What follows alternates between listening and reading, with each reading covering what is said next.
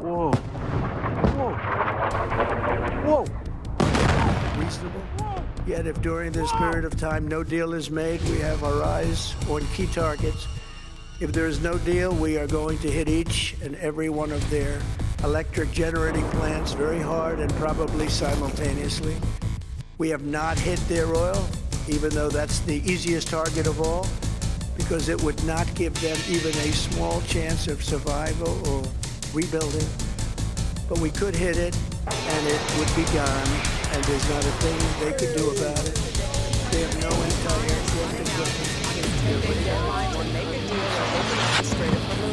Now he says Iran has 48 hours before, quote, all hell will rain down on them. Iran rejecting that ultimatum.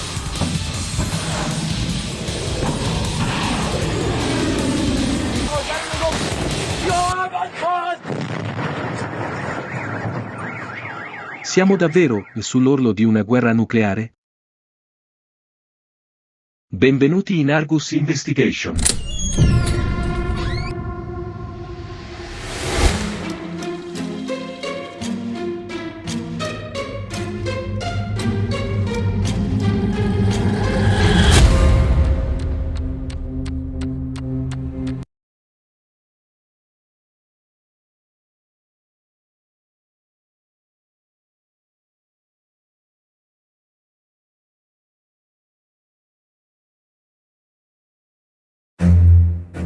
Il 20 gennaio 2026, Donald John Trump si insedia alla Casa Bianca per il suo secondo mandato.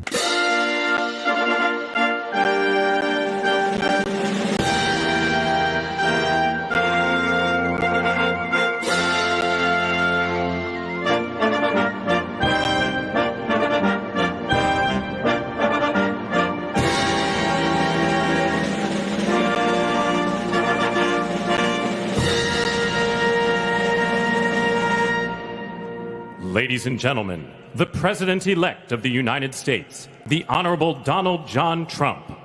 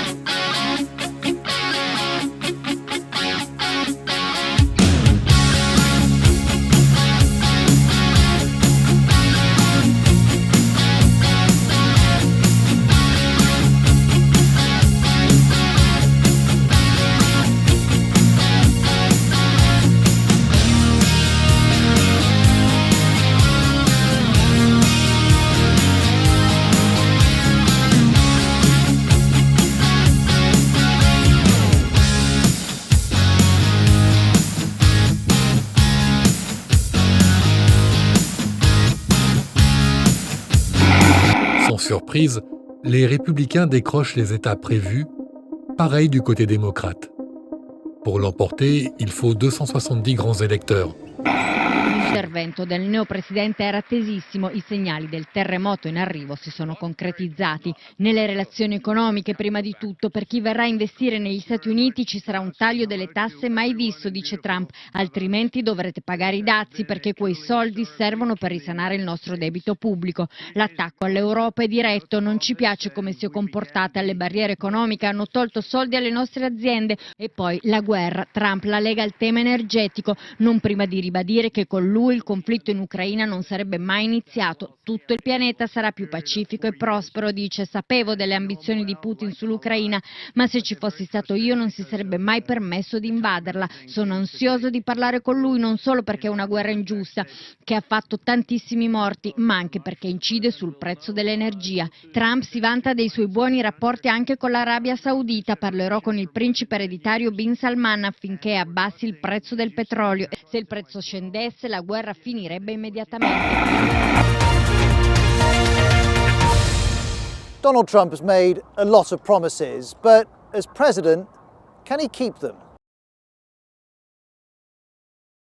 I will end that war in one day. It'll take 24 hours. Trump hasn't said how he'll do this. He could offer reassurances that the military alliance NATO won't expand towards Russia. He could ask Ukraine to accept some loss of territory. He could reduce US military aid. But common ground between Russia and Ukraine appears scarce.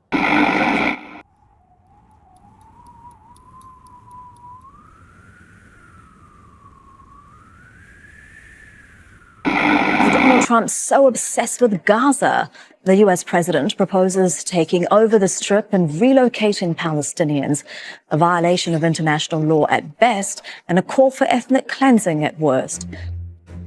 Today, I'm delighted to welcome Israeli Prime Minister Benjamin Netanyahu back to the White House. It's a wonderful feeling and a wonderful event. La strategia di Trump rafforza il legame con Israele.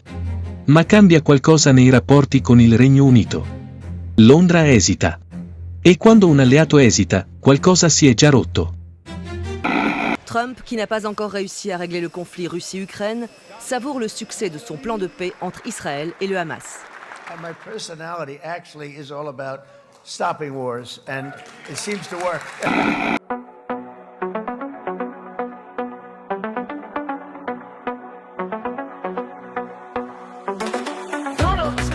Set you free, bringing the light for all to see. No more tunnels, no more fear.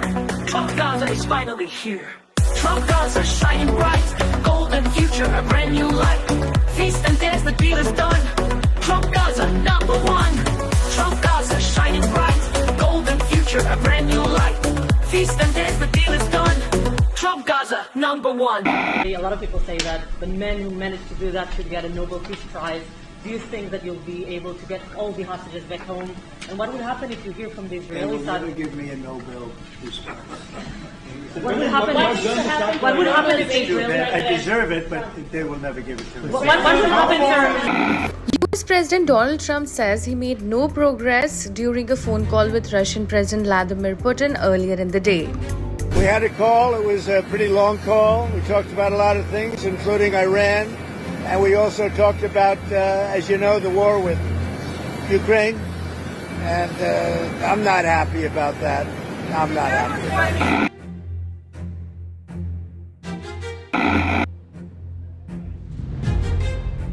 Per tenere fede alla promessa di far cessare la guerra in Ucraina, Trump convoca Zelensky. Il 28 febbraio 2025 avviene così un incontro che segnerà la storia.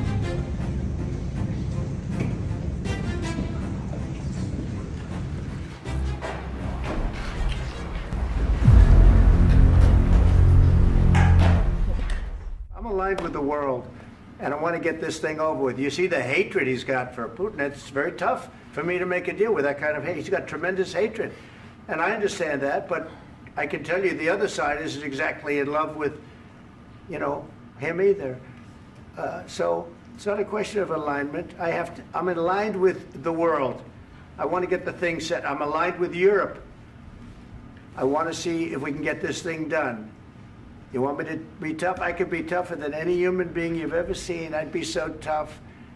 But you're never going to get a deal that way, so that's the way it goes. All right, one more question. I will respond to this. So look, for 4 years in the United States of America, we had a president who stood up at press conferences and talked tough about Vladimir Putin, and then Putin invaded Ukraine and destroyed a significant chunk of the country. The path to peace and the path to prosperity is maybe engaging in diplomacy. We tried the pathway of Joe Biden of thumping our chest and pretending that the President of the United States' words mattered more than the President of the United States' actions. What makes America a good country is America engaging in diplomacy. That's what President Trump is doing. Can I ask you? Sure. Yeah? Yeah. Okay. So he occupied our parts, big parts of Ukraine, part of East and Crimea. So he occupied it on 2014. So during a lot of years, so I'm not speaking about just Biden, but those time was Obama, then President Obama, then President Trump, then President Biden, now the President Trump, and God bless, now President Trump will stop him. But during 2014, nobody stopped him. He just occupied and took. He killed people. You know what the contact line? 2015. 2014 2014. and 2014. 2014. Yeah. So I was not here. Yeah, but that's exactly right. Yes, but during 2014 till 2022, yeah, the situation the same. The people are been dying on the contact line. Nobody stopped him. You know that we had conversations with him, a lot of conversation, my bilateral conversation, and we signed with him, me, like a new president. In 2019, I signed with him the deal. I signed with him, Macron and Merkel, we signed ceasefire. Ceasefire. All of them told me that he will never go. We signed with him with gas contract. Gas contract. Yes, but after that, he broken this ceasefire. He killed our people and he didn't exchange prisoners. We signed the exchange of prisoners, but he didn't do it. What kind of diplomacy, JD, you are speaking about? What do you mean? I'm talking about the kind of diplomacy that's going to end the destruction of your country. Yes, but if you Mr. President, with respect, I think it's disrespectful for you to come into the Oval Office and try to litigate this in front of the American media. Right now, you guys are going around and forcing conscripts to the front lines because you have manpower problems. You should be thanking the President for trying to bring an end to this conflict. Have you ever been to Ukraine that you say what problems we have? I have been to. Count once. I've actually watched and seen the stories, and I know what happens is you bring them on a propaganda tour, Mr. President. Do you disagree that you've had problems bringing people into your military? And do you think that it's respectful to come to the Oval Office of the United States of America and attack the administration that is trying to prevent the destruction of your country?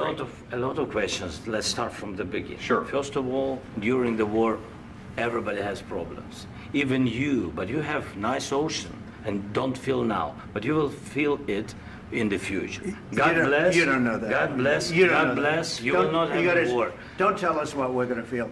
We're trying to solve a problem. Don't tell us what we're going to feel. I'm not telling you. Because you're in no position to dictate that. That's exactly what you're doing. You're in no position to dictate what we're going to feel. We're going to feel very good. You will feel influence. We're going to feel very good and very strong. You will feel influence. You're right now not in a very good position. You've allowed yourself to be in a very bad position, and he happens to be right about it. From the very beginning of the war. You're not in a good position. You don't have the cards right now. With us, you start having cards. I'm not playing cards. Right now, you don't. You're playing cards. You're playing cards. You're gambling with the lives of millions of people. You're gambling with World War III. You're gambling with World War III. And what you're doing is very disrespectful to the country, this country. That's back to you. Far more than a lot of people said they should have. Have you said thank you once this entire meeting? No, in this entire meeting, have you said thank you? You went to Pennsylvania and campaigned for the opposition in October. Offer some words of appreciation for the United States of America and the president who's trying to save your country. Please. You think that if you will speak very loudly about the war, you can... He's not speaking loudly. He's not speaking loudly. Your country is in big trouble. Can I Wait a minute. No. You've done a lot of talking. Your country is in big trouble. I know. You're not winning. You're not winning this. You have a damn good chance of coming out okay because of us. Mr. President, We are staying in our country, staying strong from the very beginning of the war. We've been alone, and we are thankful. I said thanks you haven't in been this alone. cabinet. You haven't been alone. In this cabinet. We gave you, through I this said stupid president, $350 billion. You voted we gave for you your military equipment, and you men are brave, but they had to use our military. What about if you didn't have our military equipment, if you didn't have our military equipment, this war would have been over in 2 weeks. In 3 days, I heard it from Putin. In 3 days. This is something maybe new. less. In 2 weeks, of course, yeah. It's going to be a very hard thing to do business like that. E ha ribadito: Putin è un killer, non voglio compromessi. L'incontro avrebbe dovuto concludersi con la firma di un accordo sui minerali ucraini, ritenuto strategico per gli Stati Uniti. Tuttavia, dopo lo scontro verbale, Zelensky ha lasciato la Casa Bianca senza firmare il documento e ovviamente la conferenza stampa congiunta è stata annullata. And I also have a message tonight for the incredible people of Greenland. We strongly support your right to determine your own future. And if you choose, we welcome you into the United States of America. We need Greenland for national security and even international security, and we're working with everybody involved to try and get it. But we need it really for international world security, and I think we're going to get it. One way or the other, we're going to get it. America is back.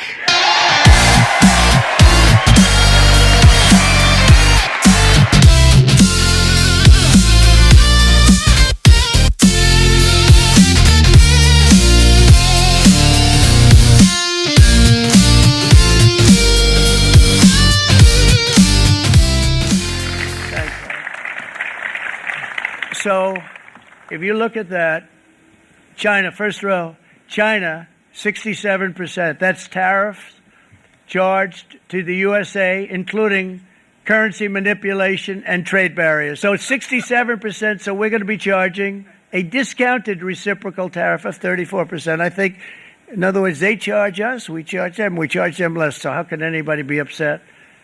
They will be, because we never charge anybody anything, but now we're going to charge. European Union, they're very tough, very, very tough traders. You know, you think of European Union, very friendly. They rip us off. It's so sad to see. It's so pathetic. 39%, we're going to charge them 20%, so we're charging them essentially half. Vietnam, great negotiation. C'est un répit bienvenu pour les entreprises suisses. Leurs produits ne seront plus taxés à 39% par les États-Unis, mais le prix à payer pourrait être salé avec le risque de perdre de notre souveraineté. Are you sure about the definition of parasite of European? Would you say again that European are parasites? It's never said.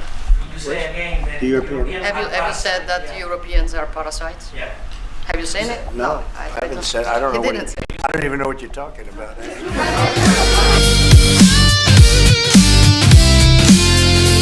Thank you very much. It's an honor to be here. What a great place.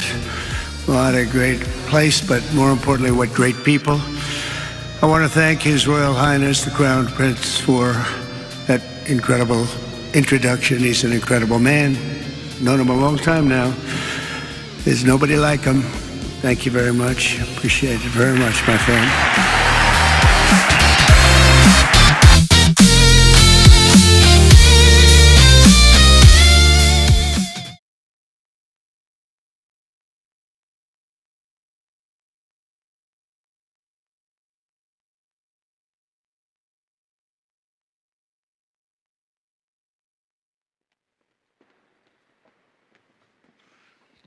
Thank you very much.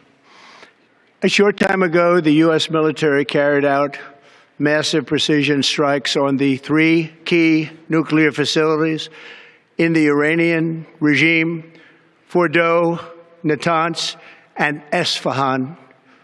Everybody heard those names for years as they built this horribly destructive enterprise. Our objective was the destruction of Iran's nuclear enrichment capacity and a stop to the nuclear threat posed by the world's #1 state sponsor of terror. Tonight, I can report to the world that the strikes were a spectacular military success. Iran's key nuclear enrichment facilities have been completely and totally obliterated. Iran, the bully of the Middle East, must now make peace. If they do not, future attacks will be far greater and a lot easier. For 40 years, Iran has been saying, death to America, death to Israel. They have been killing our people, blowing off their arms, blowing off their legs with roadside bombs. That was their specialty. We lost over 1,000 people, and hundreds of thousands throughout the Middle East and around the world have died as a direct result of their hate. In particular, so many were killed by their general, Qasem Soleimani. I decided a long time ago that I would not let this happen. It will not continue. I want to thank and congratulate Prime Minister Bibi Netanyahu. We worked as a team like perhaps no team has ever worked before.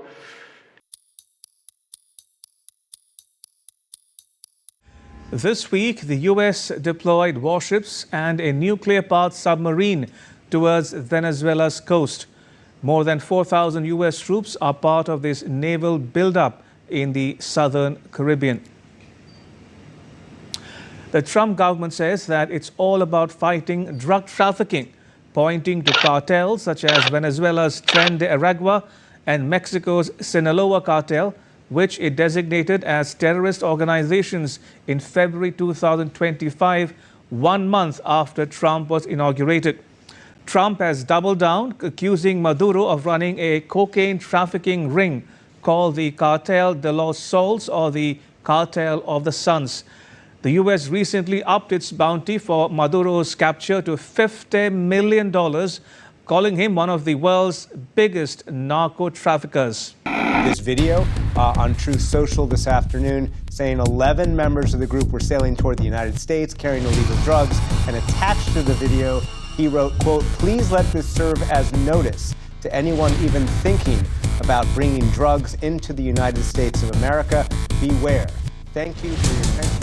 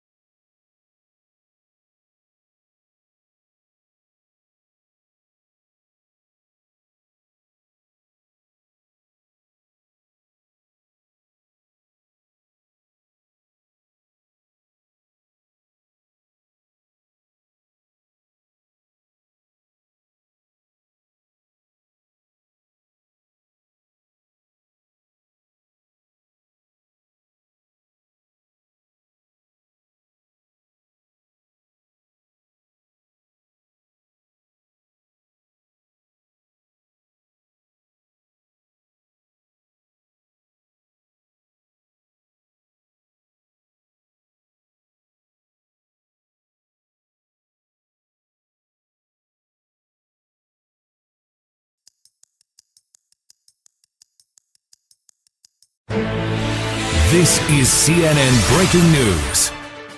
Blackwell in Atlanta. The breaking news this morning, President Trump says the U.S. carried out large-scale strikes on Venezuela overnight. He says its president, Nicolas Maduro, and his wife, Celia Flores, have been captured and flown out of the country. Attorney General Pam Bondi says both of them have been indicted, and in a social media post says that they will, quote, soon face the full wrath of American justice. Late last night and early today, at my direction, the United States Armed Forces conducted an extraordinary military operation in the capital of Venezuela.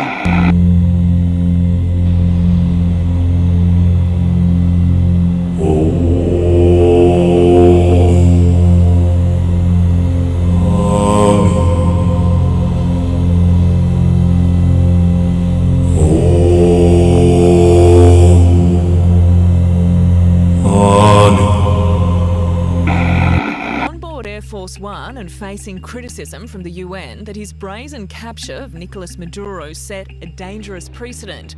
Donald Trump extraordinarily suggested he's not done yet, predicting the demise of communist Cuba. Cuba is ready to fall. Yes. Cuba looks like it's ready to fall. Warning the president of Colombia. Colombia is very sick too, run by a sick man who likes making cocaine and selling it to the United States. And he's not going to be doing it very long, let me tell you. So there will be an operation by the U.S. It sounds good to me. And then doubling down on his threat to take Greenland just hours after the Danish Prime Minister warned hands off. We'll worry about Greenland in about 2 months. Let's talk about Greenland in 20 days. La cattura di Maduro divide la comunità internazionale. Questioni legali. Sovranità nazionale. Immunità personale. Ma il dibattito dura poco. Fine gennaio 2026 vengono pubblicati oltre 3 milioni di documenti legati al caso Jeffrey Epstein. Email, testimonianze, registri, nomi noti, politici, imprenditori. Essere presenti nei documenti non significa essere colpevoli, ma solleva domande. Alcune carriere finiscono, altre resistono. E molte informazioni restano oscurate. Cosa è stato nascosto? E perché? Analizzare milioni di file richiede tempo. Tempo che il mondo non ha. A short time ago, the United States military began major combat operations in Iran. Our objective is to defend the American people by eliminating imminent threats from the Iranian regime, a vicious group of very hard, terrible people. Its menacing activities directly endanger the United States, our troops, our bases overseas, and our allies throughout the world. For 47 years, the Iranian regime has chanted death to America and waged an unending campaign of bloodshed and mass murder, targeting the United States, our troops, and the innocent people in many, many countries.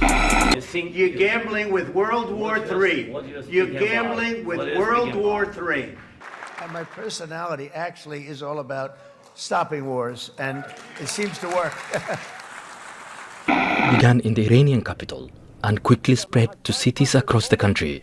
In Tehran, air raids hit some of Iran's most sensitive sites, including the Ministry of Defense, the Atomic Energy Organization, and the Parshin military complex. Prosegue la guerra in Medio Oriente con nuovi attacchi e contrattacchi fra Stati Uniti, Israele e Iran. Nel frattempo anche Teheran ha confermato la morte di Ali Khamenei. En réponse, le régime iranien a bombardé Israël et plusieurs cibles américaines au Moyen-Orient.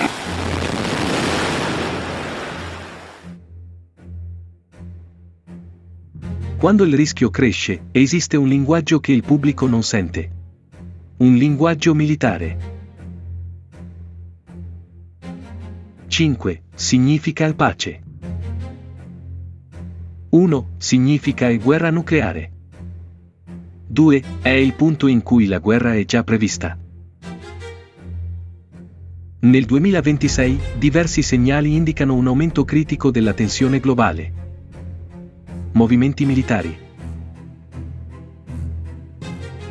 Attivazione di comandi regionali. Operazioni coordinate. Indicatori che, storicamente, sono associati ai livelli più alti di allerta. Il sistema DEFCON non è pubblico. Non viene annunciato, ma lascia tracce. 1 marzo 2026. Stati Uniti e Israele colpiscono obiettivi in Iran. La risposta è immediata: missili, droni, cyberattacchi. Secondo diverse analisi indipendenti, il livello di allerta globale potrebbe aver raggiunto soglie vicine al DEFCON 2. Un livello che, nella storia, è stato raggiunto solo sull'orlo della guerra nucleare. Attualmente, il livello ufficiale resta sconosciuto, ma gli indicatori sono chiari. Il mondo non è più in equilibrio, è in attesa. In questo scenario, le decisioni politiche diventano determinanti, e alcune scelte hanno accelerato questa traiettoria. Donald Trump, un presidente che si è definito portatore di pace. Ma le sue mosse hanno contribuito a ridefinire gli equilibri. Errore? Pressione? O strategia? Argus Investigation indagherà. Perché quando il mondo cambia, le risposte non sono mai evidenti.